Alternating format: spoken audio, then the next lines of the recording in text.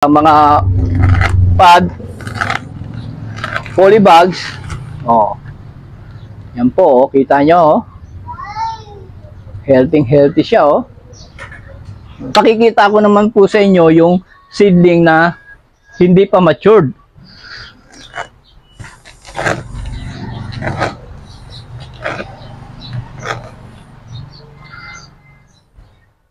Yan po, oh. Kita nyo? Hindi pa po siya ready to extract.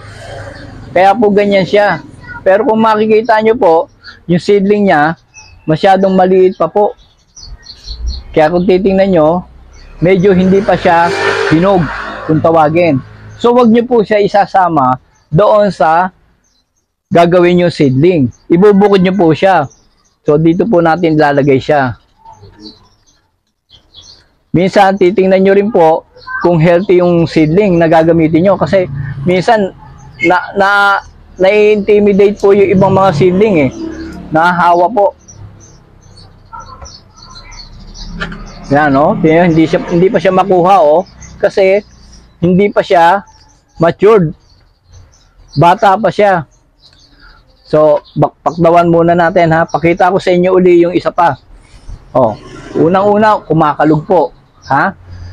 Katulad po ng unang binuksan natin kanina. Oh, see?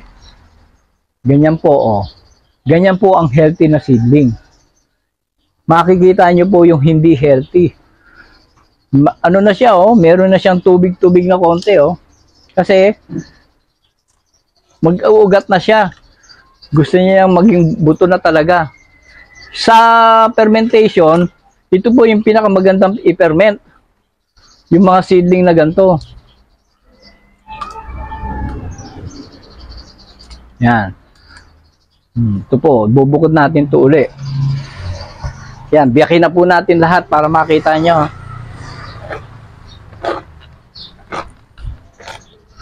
O, see? Yan po, slicer natin. Ang galing, no?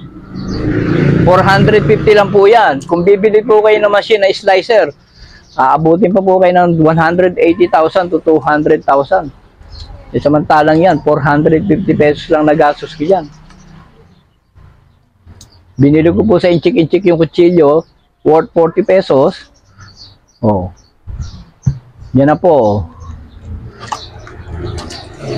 So, after 3 days po, babayantayan po natin yung seedlings na yan. I-continue po natin yung seedling preparation natin. Tapos,